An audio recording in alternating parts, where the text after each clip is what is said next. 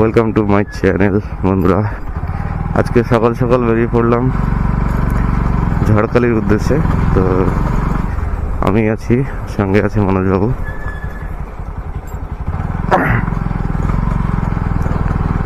আমরা এখন যাবো ঝড়খালি।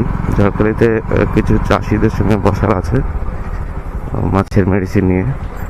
তো আমরা যে উদ্দেশ্যে বেরিয়েছি সেটা হচ্ছে মাছ চাষে দীর্ঘদিন ধরে চাষিরা লস খাচ্ছে এবং সেই চাষিগুলো কেমিক্যাল ইউজ করে করে কিন্তু লসগুলো খাচ্ছে। তো সেই চাষিদেরকে কেমিক্যাল থেকে অর্গানিকে ফিরিয়ে আনার জন্য আমাদের এই মিশন। তো সেই চাষিগুলোকে কিভাবে অর্গানিককে ফিরিয়ে আনা যায় কেমিক্যাল থেকে, সেই কারণে একটা অ্যাওয়ারনেস। এবং প্রত্যেকটা মানুষ যে লস খাচ্ছে মাছ চাষ করে, তো সেই লসের হাত থেকে যাতে বাঁচাতে পারি, তো সেই উদ্দেশ্যে আমরা কিন্তু চলছি। তো তারই একটা ছোট্ট প্রোগ্রাম আজকে ঝড়খালি। তো সেইখানে আমরা বেরিয়ে পড়েছি সকাল সকাল। তো আমরা এখন বর্তমানে সোনারপুরে আছি। সোনারপুর থেকে বেরোচ্ছি।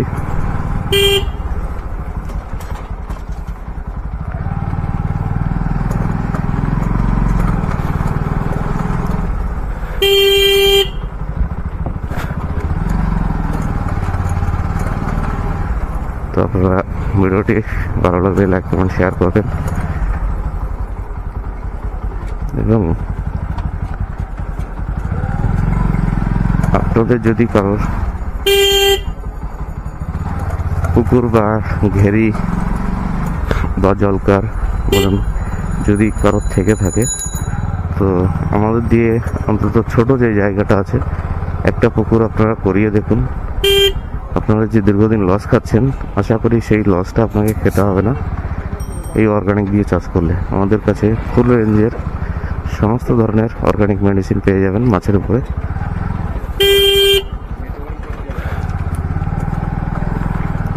তো দেখতে পাচ্ছেন এটা হচ্ছে সোনারপুর স্টেশন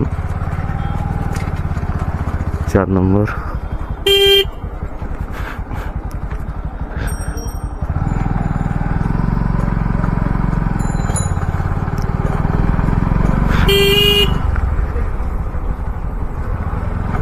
তো ব্লগটি দেখতে থাকুন বন্ধুরা, যেতে যেতে আপনাদের সঙ্গে কথা হবে, আরও অনেক কিছু দেখা হবে। তো চলুন বন্ধুরা, ব্লগটা কন্টিনিউ করি।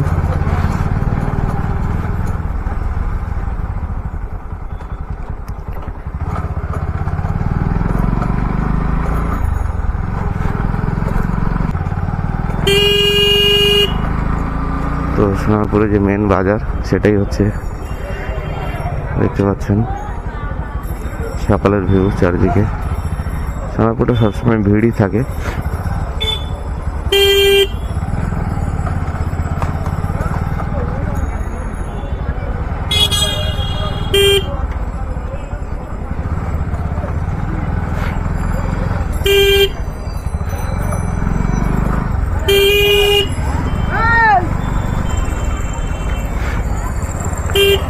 তো আমরা ক্যানিং হয়ে ঝড়খালি যাব।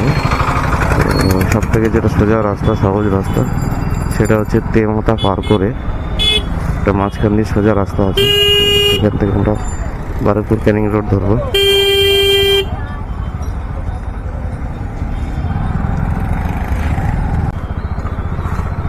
তো আমরা এখন আছি Sonarpur two Ghatakpukur road.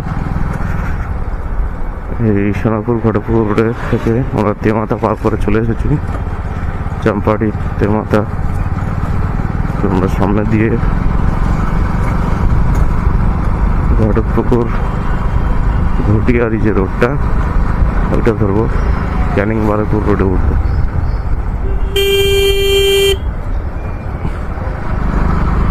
SD3 Ghatakpukur বাস, সোনারপুর রোড।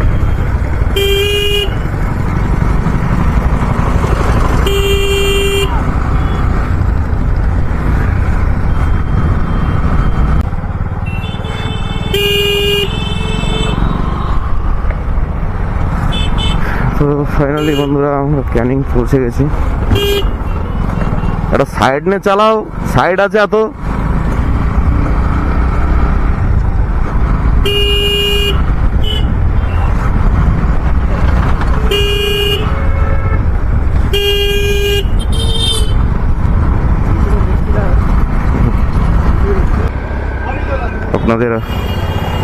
আপনার আমার ঐতিহ্যের শহর ক্যানিং। তো আমরা ক্যানিং এর উপর দিয়ে যে ব্রিজ আছে, ক্যানিং ব্রিজ মাতলা নদীর উপরে, তো সেই মাতলা নদীটাকেও দেখবো এবং ব্রিজটাকেও ক্রস করবো। আপনারা দেখতে থাকুন।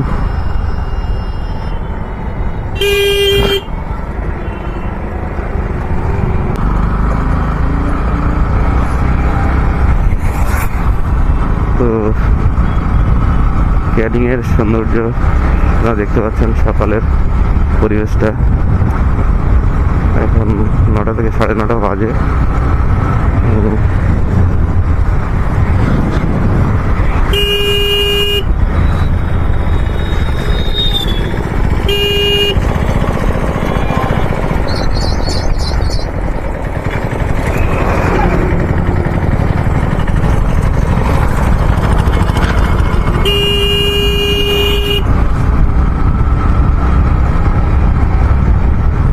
তো এই সেই মাতলা ব্রিজ, ক্যানিং মাতলা ব্রিজ, মাতলা নদী।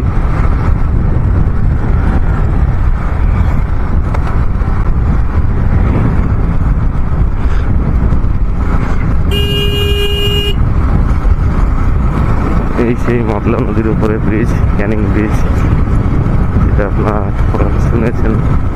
দেখুন নদীর মাঝখানে কিন্তু জঙ্গল হয়ে গেছে, নদীর মাঝখানে জঙ্গল হয়ে গেছে। মাতলা নদীর মাঝখানে জঙ্গল হয়ে গেছে। হ্যাঁ হ্যাঁ, জঙ্গল হয়ে গেছে মানে ওখানে যা জীবজন্তু ছেড়ে দেবে থাকবে, জোয়ারের সময় ডুবে যায়। পুরো নদীর মাঝখানটা পুরো বুঝে গেছে।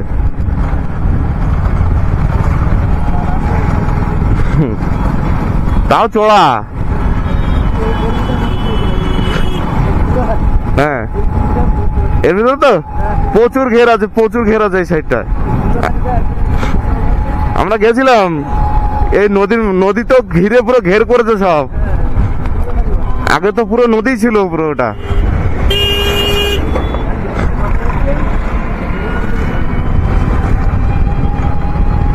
আমাদের প্রায় 50 কিলোমিটার যেতে হবে, যেটা হচ্ছে ঝড়খালির শেষ সীমানা। একদম সুন্দরবনের এপার আর ওপার, সুন্দরবন নদীর ওপার সুন্দরবন, আর নদীর এপারে হচ্ছে ঝড়খালি। তো একদম ঝড়খালির শেষ সীমানায় আমরা যাব। তো এখনও আমাদের প্রায় 40 থেকে 50 কিলোমিটার রাস্তা অতিক্রম করতে হবে। তো আপনারা ব্লগটি কন্টিনিউ দেখতে থাকুন, আর লাইক কমেন্ট শেয়ার করুন। ভিডিওটি ভালো লাগলে আমাদের চ্যানেলটি অবশ্যই সাবস্ক্রাইব করে দেবেন, পাশে থাকবেন। পড়ার জন্য এখানে খেয়াঘাট ছিল সামনে ওই সাইডটায়। তো আমরা এখন সামনে হসপিটাল মোড় বলে একটা জায়গা আছে, ওখান থেকে বাসন্তী হাইওয়ে ডাইরেক্ট বাসন্তী, সোনাখালী বাসন্তী হয়ে আমরা ক্যানিং যাব। তো বাসন্তী হাইওয়ে যখন ধরবো, ওটা কলকাতা থেকে সায়েন্স সিটি হয়ে বাসন্তী হাইওয়ে ধরা যায়। আমরা যেহেতু সোনারপুরের দিকে ছিলাম, তো সোনারপুর থেকে এই বারুইপুর ক্যানিং রোডটা দিয়ে সহজ রাস্তা। আমরা খড়গপুর সোনারপুর রোড ধরে, ঘুটিয়ারি রোড ধরে ক্যানিং বারুইপুর রোডটা ধরেছিলাম। এখন আমরা বাসন্তী হাইওয়ে ধরে ডাইরেক্ট সোনাখালী বাসন্তী উপর দিয়ে একদম পুরো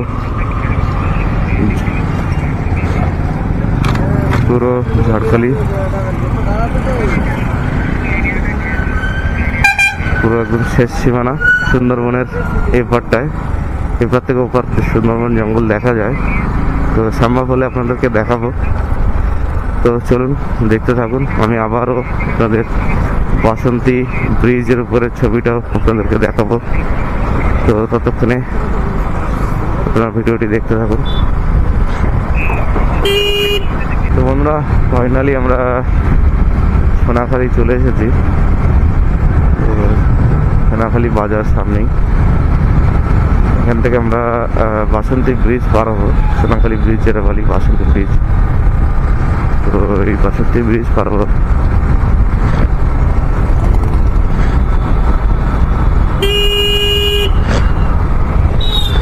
এটা কিন্তু সোনাখালী বাজার।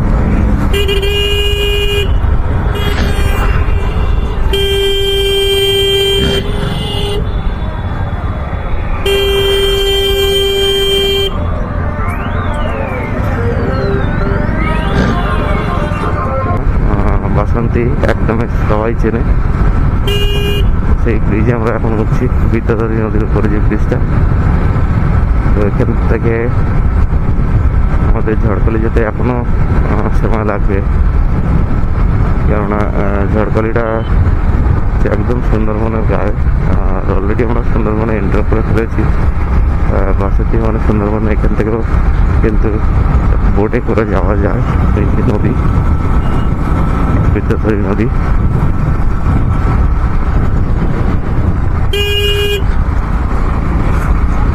এটাই হচ্ছে বাসন্তী ব্রিজ। তো আমরা সোজা চলে যাবো। তো ব্লগটি আপনারা দেখতে পাবেন। ভালো লাগলে লাইক কমেন্ট শেয়ার করবেন।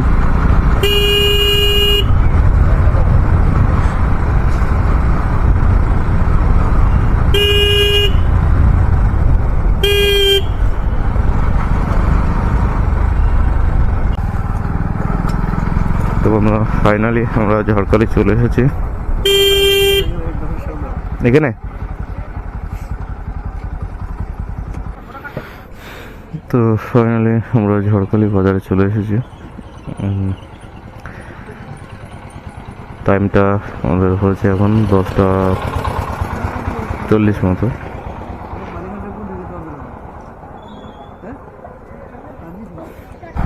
তো আমরা ঝড়খালি বাজার থেকে বেরোচ্ছি। এখান থেকে আরও 10-15 কিলোমিটার যেতে হবে। আপনাদেরকে বলেছিলাম পুরো নদীর ধারে, সুন্দরবনের এই পাড়টায়। তো লোক সুন্দরবন সুন্দরবন বলে, অ্যাকচুয়ালি এটাও সুন্দরবনের মধ্যে আর কি। নদীর উপরটাই সুন্দরবন, আর এই পাড়টা হচ্ছে ঝড়খালি। তো এখন আমরা যাচ্ছি চাষিদের যে ভেড়িগুলো আছে সেগুলো দেখার জন্য। তো এখনো 5 থেকে 10 কিলোমিটার আমাদের ভেতরে যেতে হবে, একদম নদীর ধারে। তো চলুন বন্ধুরা, ভিডিওটি দেখতে থাকুন।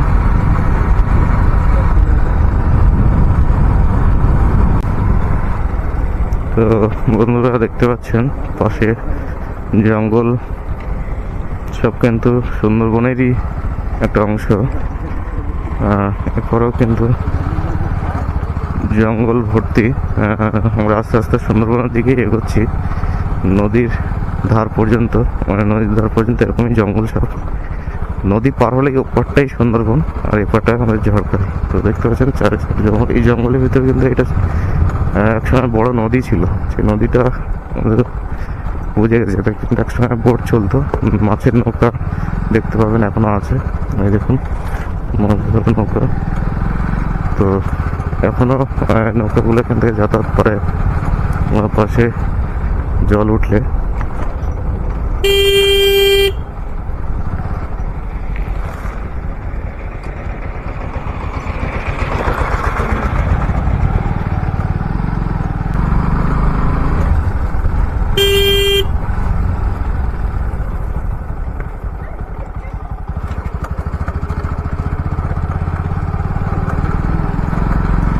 তো বন্ধুরা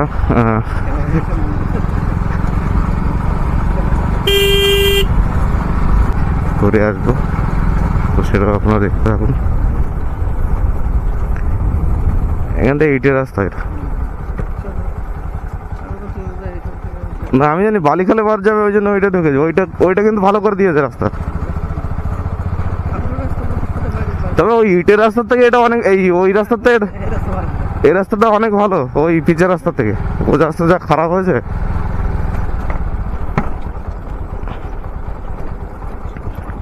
ওর থেকে অনেক ভালো আছে।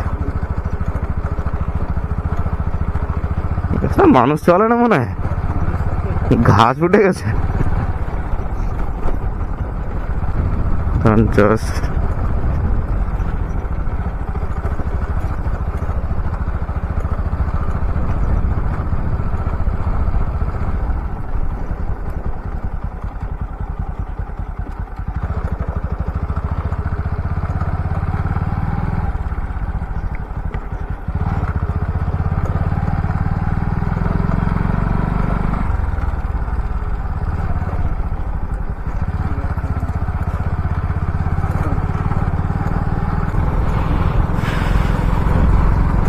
বন্ধুরা, আমরা চাষির কাজে প্রায় চলে এসেছি, আর চাষির সঙ্গে দেখা করার জন্য। দেখতে পাচ্ছেন গ্রামের পরিবেশটা কত সুন্দর।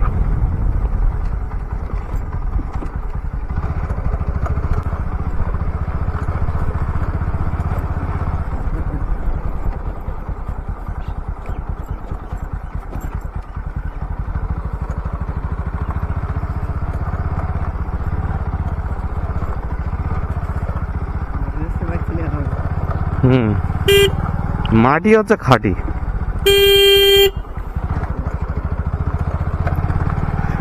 এখনো মাটির রাস্তা আছে বলতে হয়।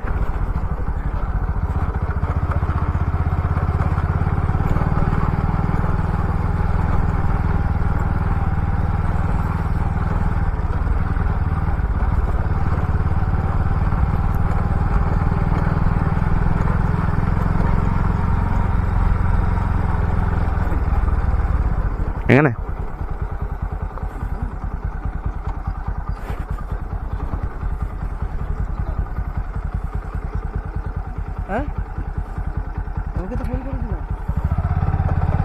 ছয় রাখি একটা।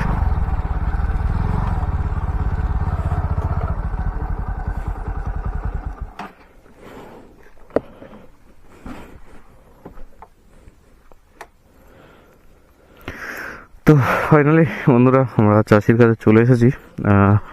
এখানে বেশিরভাগটাই নোনা ঘের আছে এবং মিষ্টি ঘেরও আছে।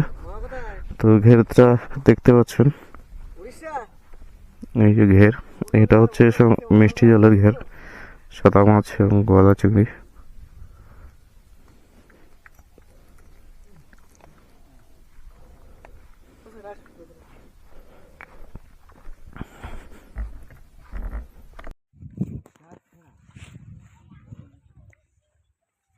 হাত দিলে বলা যায় জলকে তুলবো।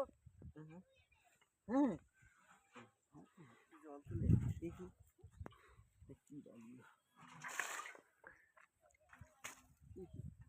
কি পালা বেঁধেছে?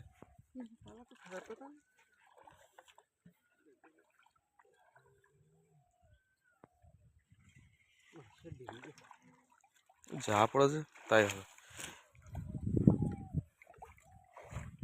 কিন্তু আমার এই চিংড়ি মাছের আমার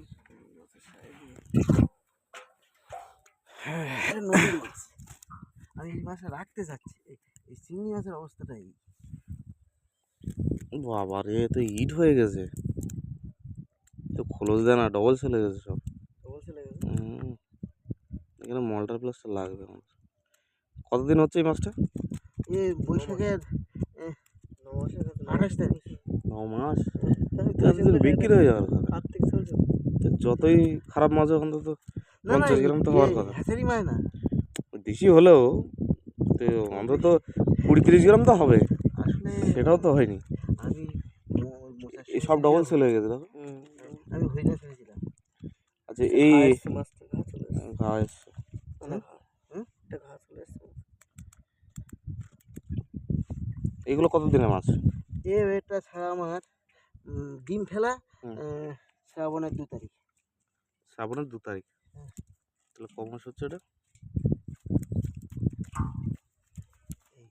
আমি এই চিংড়িটা, কিন্তু এই চিংড়ি ওই পাশে চলে গেছে, সেগুলো খুব সাইজ ভালো। এটা মরে যাবে আমার মনে হচ্ছে। মরবে না, ওর সিস্টেম আছে, করলেও মরবে না। খোলস দেওয়া দেবে, মেন ছাটি খোলস না দিতে পারলেও সব ইটের মতো শক্ত হয়ে গেছে। একটা ছাটি মানে সেভাবে খোলস দিচ্ছে না, সব ডবল সেল হয়ে গেছে।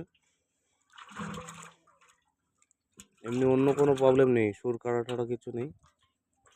আমি এই মাছটা রাখতে চাইছি সামনের বছর চাষ করার জন্য। কোন মাছটা? সামনের বছর চাষ করবেন লেগে দিচ্ছে। হ্যাঁ হ্যাঁ, সেরকম চিন্তা ভাবনা করেছি। এই যে মাছটা আছে হ্যাঁ। এটা 3 মাসে কতটা হবে আপনার ধারণা আছে? কতটা হবে? কত গ্রাম করে এখন আছে? 50 গ্রাম কত? না না না, এগুলো 200 গ্রাম। ওইগুলো 150-200 হয়ে গেছে। এই যে মাছটা আছে না বড়টা, হ্যাঁ হ্যাঁ এই যে বড় সাইজটা, এই সাইজের মাছটা আপনার 3 মাসে আমাদের তো কম করে আর হোক 700 গ্রাম হয়ে যাবে 3 মাসে বলছি। এটা এই নদীর মাছ তো, এই যে রাখতে যাচ্ছিলাম যে এই মাছ 700 গ্রাম 3 মাসে করতে পারবেন না। আপনি আগের বছর জন্য কেন রাখবেন? করে দেখে নিন, 1 মাস দেখে নিন, 1 মাসে কতটা বাড়ছে দেখে নিন। অন্য পুকুরে যাও। চলো এটা ছেড়ে দাও তাহলে। ছেড়ে দাও। এই তো আজকে ভালো আছে।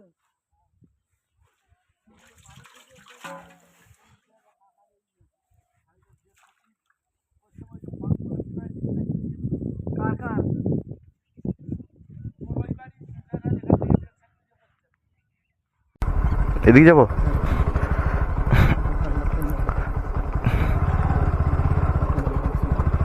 কার কিসের চেম্বার? কোথায় আছে? কিসের চেম্বার? ওহো, কাকার চেম্বার। এই চুন মেরেছে।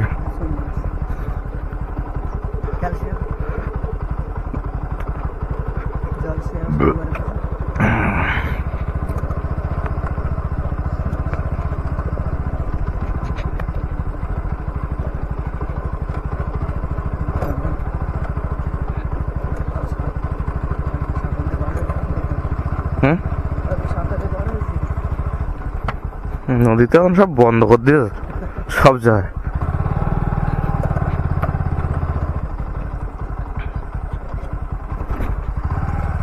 নদী এখন ঘিরে ঘের হয়ে গেছে সব। নদীর মধ্যে এখন ঘের।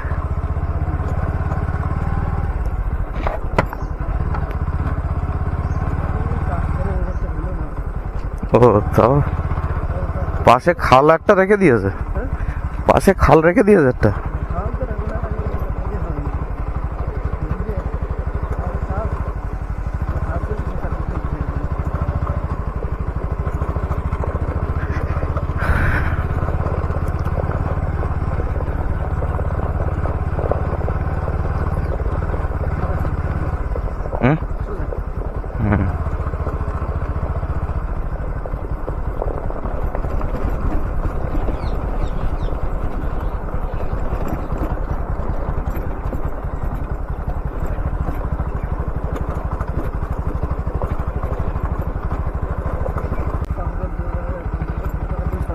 হ্যাঁ,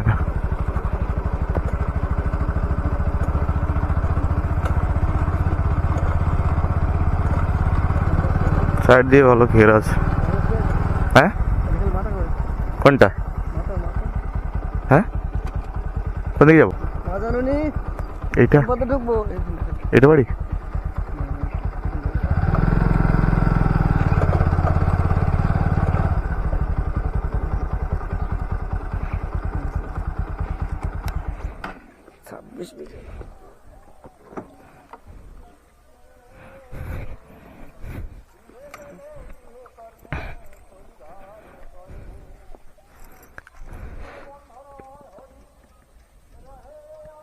সেটা পাল্টে নেবো।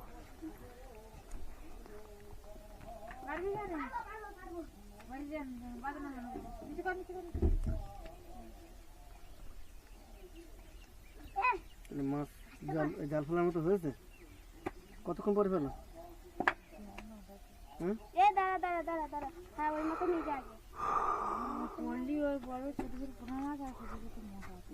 মশা বাগদা কিরকম হয়েছে? ছাড় দিল তা তো হয়নি, পরে আবার ছাড় দিতে হয়েছে 10 গ্রাম 15 গ্রাম এরকম। কমাস হচ্ছে আষাঢ় মাসে আষাঢ় মাস, ছাড়ে মানে আষাঢ় শ্রাবণ ভাদ্র আশ্বিন কার্তিক 4 মাস হয়ে গেছে। প্রত্যেক গুনে গুনে ওঠে না দাদা, বেশি দিন থাকলে আবার এমনি মরে যায়। আষাঢ় মাসে যেগুলো ছেড়ে দিল সেগুলো 10 গ্রাম 15 গ্রাম।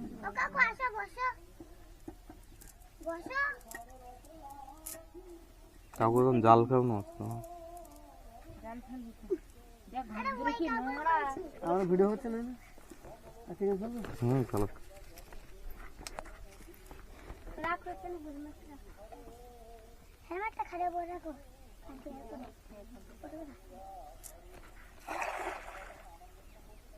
হেলমেটটা ঠিকঠাক পড়েছে একটা মাছ পড়ে গেল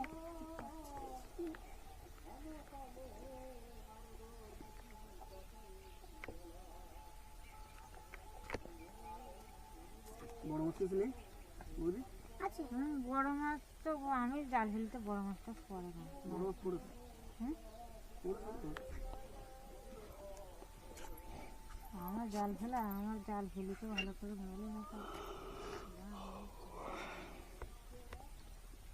ওই দিয়ে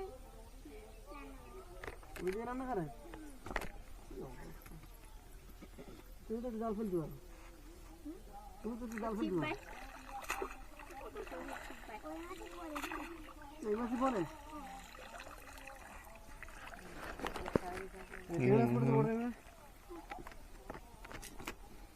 না কই মাছ পড়েছে কই মাছ পড়েছে না এ দাঁড়া দাঁড়া কাকু দেখবে কাকু দেখবে এই করো না এটা এই করো বালতি তো বালতি বা হাড়ি নিয়ে আসি জল দাও জল দাও ওই তো ওই বাড়িতে জল দিচ্ছে না। ফেলি না জলগুলো সব সব ফেলে দিলি সরে আয় এ দাঁড়া করে কি কত বড় বালতি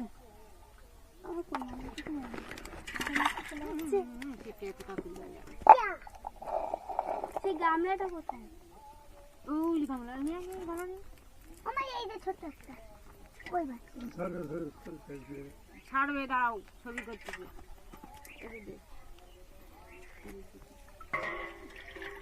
তেলাপিয়া কিরকম ওই এই সাইজ তেলাপিয়া বড় হচ্ছে না কেন থেকে জানি ওই ওই এর থেকে মাঝারি এরকম না তেলাপিয়া হয়েছে না 20 কিলো তেলাপিয়া ছাড়া শালা আরে রে আর জল আনতে হবে না রে আর জল দিস না বেশি জল দিলে বেশি লাফাবে পুরো ও ঠ্যাং ধরতে হয় ধীরে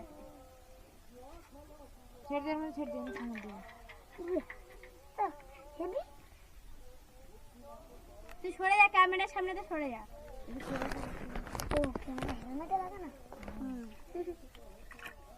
ওটা ছেড়ে দাও ওটা ছেড়ে দাও বালতি তো গা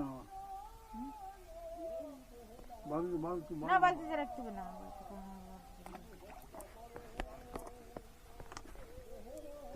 ছেড়ে দাও ছেড়ে দাও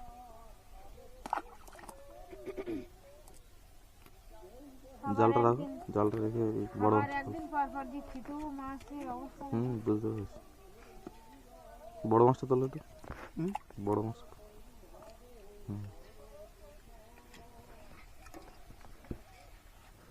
শক্ত আছে মাছ না নরম মাছটা শক্ত শক্ত পেটে খাচ্ছি খরা খাচ্ছে পেটে সেই জন্য ছাড়ি তো তোল ছেড়ে দাও এখানে বিএসএমআই টাওয়ার আছে হ্যাঁ 2 নম্বর হ্যালো মশা বৈশাখ মাসে ছাড়া এই চৈত্র মাসে ছাড়া কাজ নেই মশা না জিও পে ফোন করেছে কে বলছে মশা এ ক্লোজ ডবল সেল হয়ে গেছে ডবল সেল ক্লোজ চেঞ্জ হচ্ছে না মোল্ডিং করলে মাছটা এইগুলো ক্লোজ চেঞ্জ হলে অনেক বেড়ে যাবে সমস্যা 1 মাসে চেহারা পাল্টে যাবে এই চৈত্র মাসে ছাড়া ওটা তোলো দেখি ও ছেড়ে দাও এই মাসে ছেড়ে দাও 4 মাসটা ছেড়ে দাও যে ছাড়তে বলেছে কে তেলাপি তেলাপিয়া মাছ ছাড়তে যে খাওয়ার জন্য তাছে বাড়ি নি না সেটা কিছু নেই সব হয়ে যাচ্ছে মশা বাড়ছে না কেন খাবার হচ্ছে না দিন নাকি কাটছে দুটো একটা বাড়ছে না এই খোলস দিচ্ছে না ডবল সেল হয়ে গেছে সব এই এখানে বুঝতে পারছো ফটফট ফট করছে পেপার মতো খোলস দিয়ে হতে হবে খোলস দিলে ঠিক হয়ে যাবে খোলস দেবে না আর নাকি করবে খোলস মেডিসিন এই যে ছোট্ট একটা ওই মেডিসিন দিতে হবে মেডিসিন দিলে খোলস দেবে একটা ছোট্ট কই মাছ এইরকম তোমার এই মাছ কতটা ছাড়া আছে এটা এই ছাড়ি মশা? হ্যাঁ মশা